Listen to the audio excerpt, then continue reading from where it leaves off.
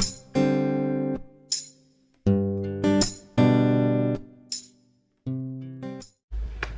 guys, welcome back to my channel. This is going to be a little bit of a different video. It's not a vlog, just a chit chat video. Today I'm going to be talking about my fertility journey and how I found out I was pregnant.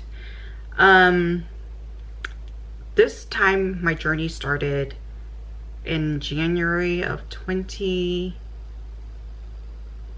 I think.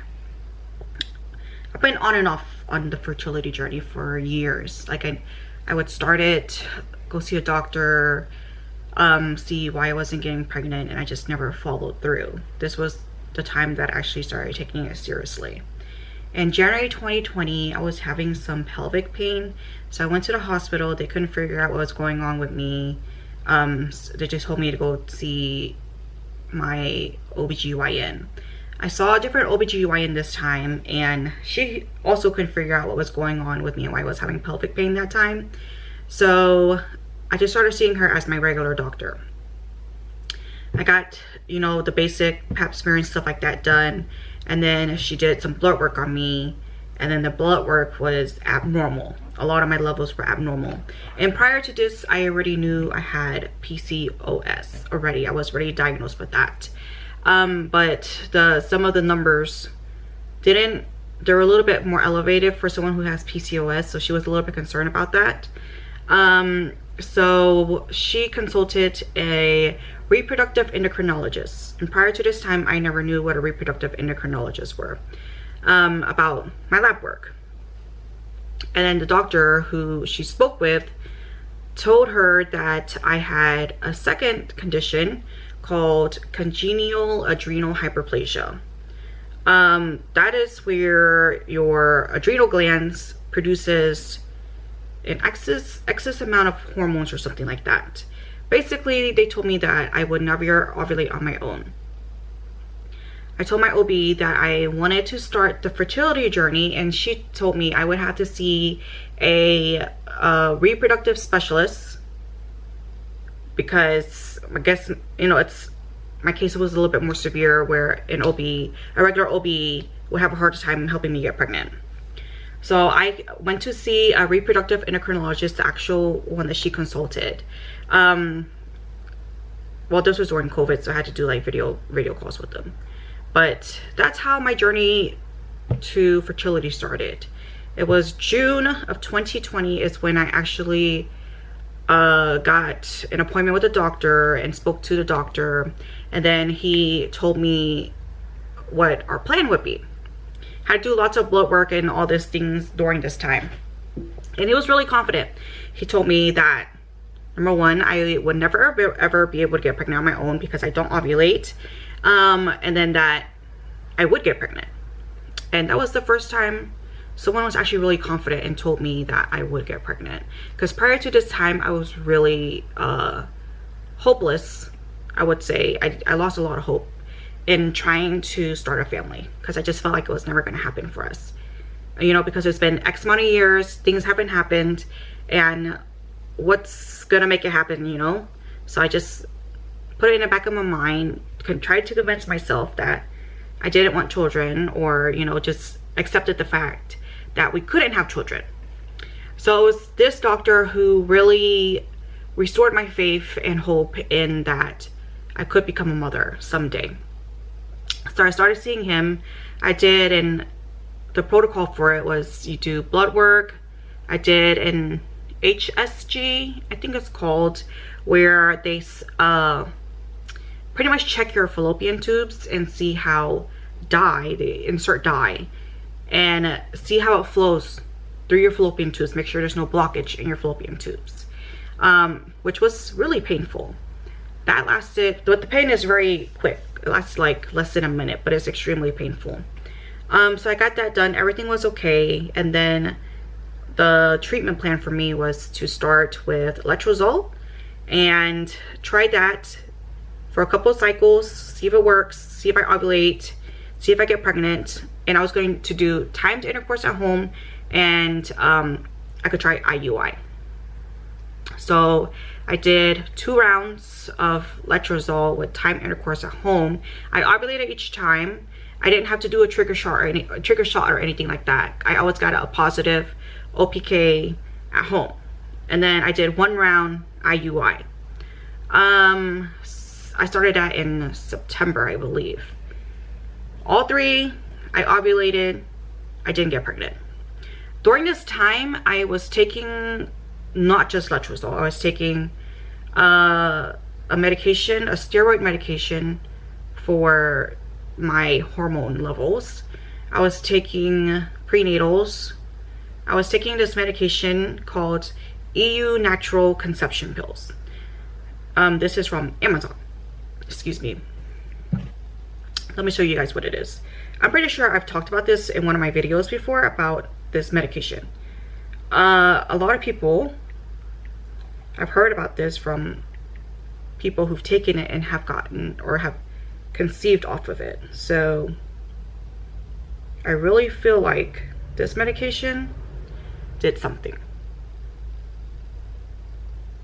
I don't know, yeah, this right here. Okay, so that's off of Amazon. I was taking that. I didn't consult my doctor and let him know I was taking that medication. So I was taking that, letrozole, what else was I taking? I think for 3 or 4 months I was just taking those. And then I was doing my own research and then I started taking some vitamin D3 because I did research and it said if your vitamin D3 levels are low, it could, you know,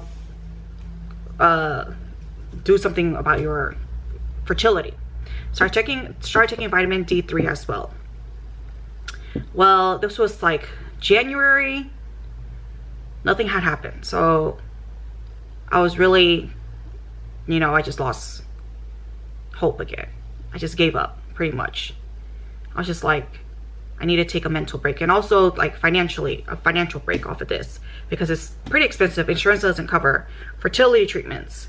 And with the fertility journey or the fertility treatments that I was doing at the fertility doctor, I had to do an ultrasound,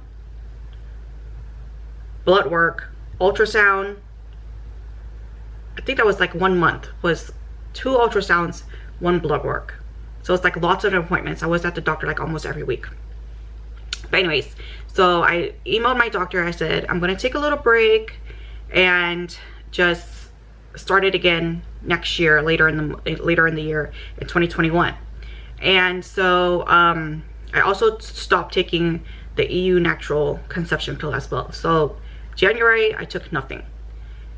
And then I was not expecting to get pregnant because I did an ovulation predictor kit when I was supposed to ovulate and nothing, you know, I never got a positive. So I was like, well, that makes sense because I never ovulated on my own before. Why would I ovulate on my own this time around?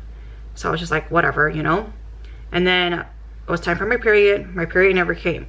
I didn't think anything about that because I had PCOS. I was like, well, that's normal, you know.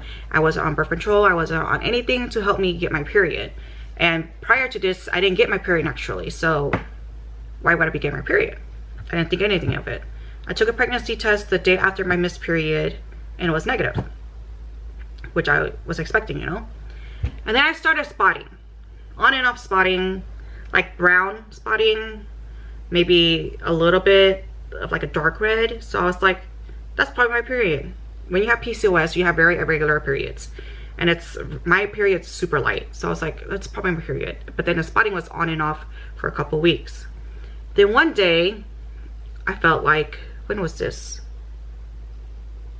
Maybe mid-January or something. I felt like I was ovulating. So I took an ovulation test and I just had my urine in a cup, right? And I stuck the ovulation test in and then it came back positive right away, which never happens. You know, it takes a while, and it was like a strong positive too. Like the control line was a lot lighter than the test line. And I was like, you know what? I just have this extra urine in my urine already. Let me just go ahead and take a pregnancy test and see. Not expecting it to be positive, okay, ever. I stuck that in and it came positive right away. My jaw dropped to the ground. I couldn't believe it. Like when I least expected it is when it happened. And I was just, you know, I was crying and I was thanking the Lord, because 100% this is the Lord's work and this is His timing. So I was just thanking Him. I just couldn't believe that it was a positive, because never in my life have I ever gotten a positive pregnancy test. So I was just super shocked, you know. And then told my husband, and then now here we are. We're at 20 weeks now. So I just wanted to record this for my own self about my fertility journey, so I can remember what this journey was. It's been really hard to get here, and I know there's so many people out there who is on this same journey, because I was on Facebook groups of people trying to conceive for PCOS and stuff. There's hundreds of thousands, maybe millions of people who's trying, and it just doesn't happen, and they don't know why, and they keep on doing everything they can. And for me, I mean, it's like, what I feel is it's not going to be your timing, it's the Lord's timing. That's what I believe, at least for me. Like, everything happened at the right time. So if you're out there and you've lost hope, or you just want to give up, you just want to quit, just know that it will happen when it's meant to happen. And it's okay if you give up, because I know it's hard not to give up, especially when you want something so bad and it doesn't happen. But I just want to let you know it will happen someday. Either, you know, whatever way it will happen. You will get that blessing in your life. You will get that child in your life. But I really think it's those conception pills, the EU natural conception pills, because I know so many people who've taken it and they've gotten pregnant off of it. So if you guys have never tried it, I would highly recommend researching it and see if that's something that will work for you. Consult your doctor, see if that's something you should try, and see if it works. I took it for 3 months and then I got pregnant. So yeah, anyways, so I hope you guys got something from this video. Hopefully it helps somebody out there. That's what I wanted to record this to see. It will help, hopefully it helps somebody. And I wish you guys the best on your journey if you're on the same journey. And I know it's really hard and it gets really lonely. Just know that you're not alone. There's millions of people going through the same thing as you guys. All right, bye guys.